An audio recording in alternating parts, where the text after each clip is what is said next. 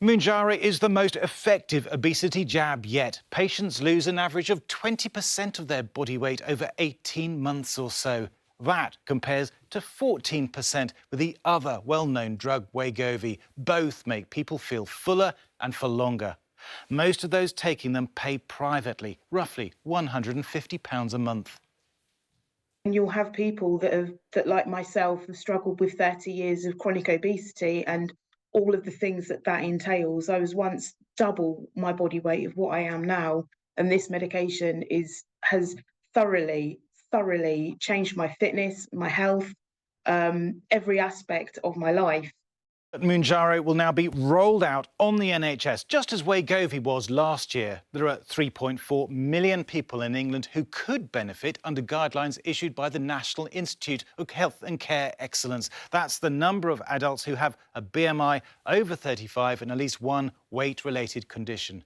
But the NHS says services would be overwhelmed by demand. So just 6%, that's 220,000 people, those with the highest clinical need, will get access over the next 3 years. The other 94% of patients will have to wait for up to 12 years for a prescription.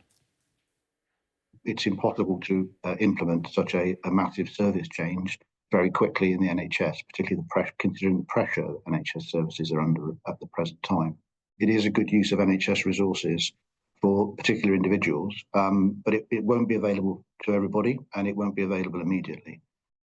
Research by Sky News has shown that the NHS is struggling to deliver on the promise of weight loss jabs. We found only 14 of the 42 NHS areas around the country were offering the existing jab Wegovy through hospital weight loss clinics, even 4 months after the NHS was supposed to start prescribing it. Mounjaro should be available from March to patients in hospital obesity clinics alongside diet and exercise. Then from June through GP surgeries. It'll cost the NHS £317 million for the first 3 years. But treating conditions relating to obesity, things like heart disease and type 2 diabetes, cost the NHS £11.4 billion a year. So Mounjaro makes financial sense. It just works too well for the NHS to handle the demand.